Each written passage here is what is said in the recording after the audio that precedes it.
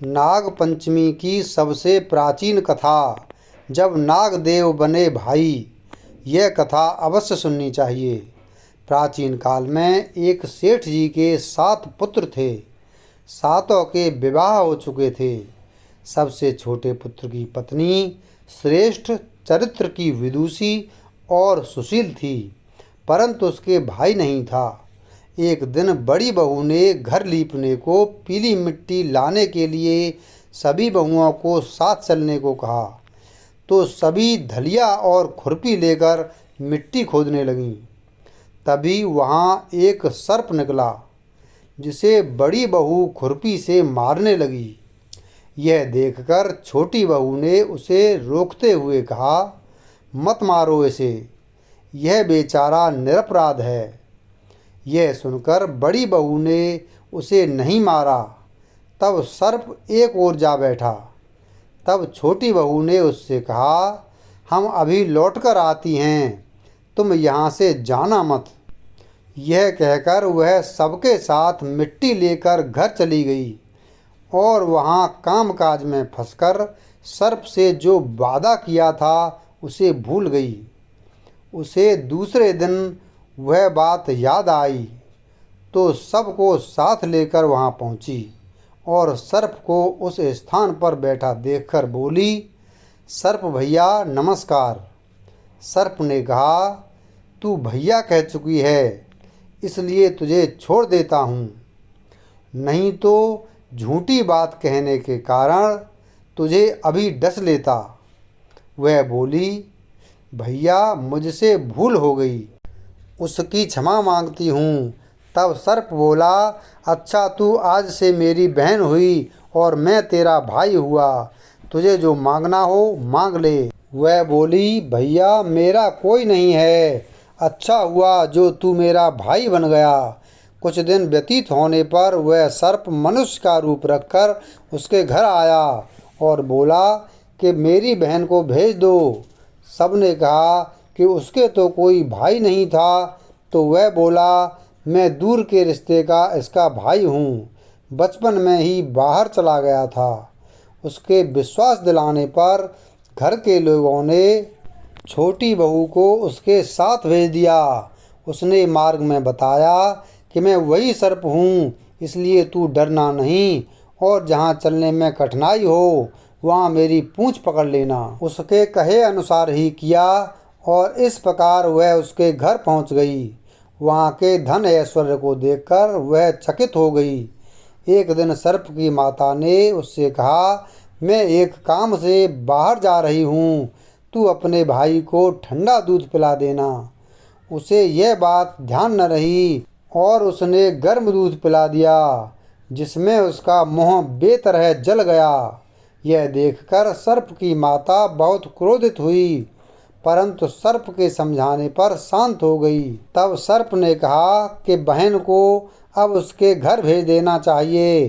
तब सर्प और उसके पिता ने उसे बहुत सा सोना, चांदी, जवाहरात, वस्त्र आभूषण आदि देकर उसके घर पहुंचा दिया। इतना ढेर सारा धन देखकर बड़ी बहू ने ईर्ष्या से कहा, भाई तो बड़ा धनवान है, तुझे तो उससे और भी धन लाना चाहिए। सर्प ने यह वचन सुना तो सब वस्तुएं सोने की लाकर दे दी। यह देखकर बड़ी बहू ने कहा, इन्हें झाड़ने की झाड़ू भी सोने की होनी चाहिए। तब सर्प ने झाड़ू भी सोने की लाकर रख दी। सर्प ने छोटी बहू को हीरा मणियों का एक अद्भुत हार दिया था। उसकी प्रशंसा उस देश की रानी ने भी सुनी और वह राजा से बोली कि सेठ की छोटी बहू का हार यहाँ आना चाहिए। राजा ने मंत्री को हुक्म दिया कि उससे वह हार लेकर शीघ्र उपस्थित हो। मंत्री ने सेठ जी से जाकर कहा कि महारानी जी छोटी बहू का हार पहनेंगी, वह उससे लेकर मुझे दे दो। सेठ जी ने डर के कारण छोटी बहू से हार मांगकर दे दिया। छोटी बहू को यह बात बहुत बुरी लगी।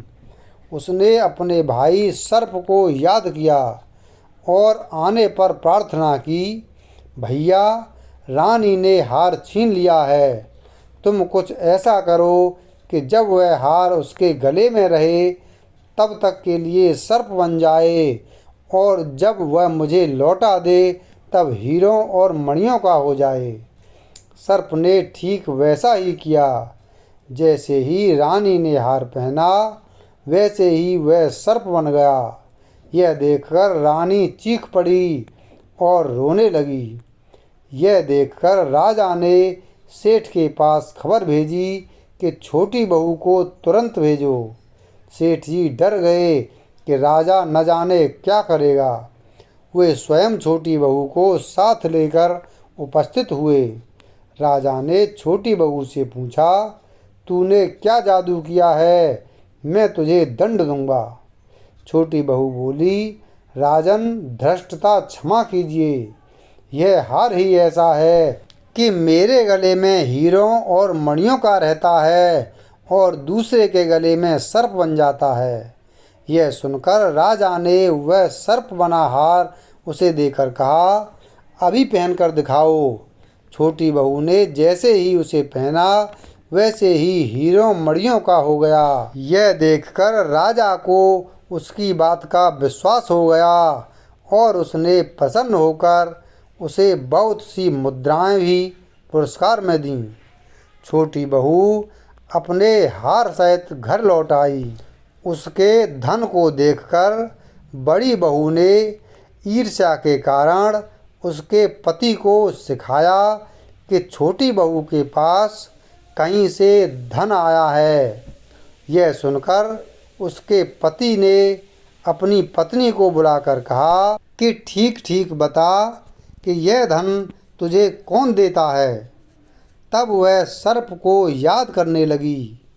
उसी समय सर्प देवता ने प्रकट होकर कहा, यदि मेरी धर्म बहन के आचरण पर संदेह प्रकट करेगा तो मैं तुझे खा लूँगा। यह सुनकर छोटी बहू का पति बहुत प्रसन्न हुआ और उसने सर्प देवता का बड़ा सत्कार किया।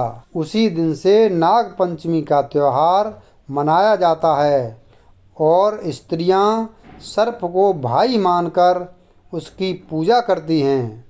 वीडियो अगर पसंद आया हो तो वीडियो को लाइक करें, चैनल को सब्सक्राइब करें और बेल आइकन प्रेस करें। धन्यवाद।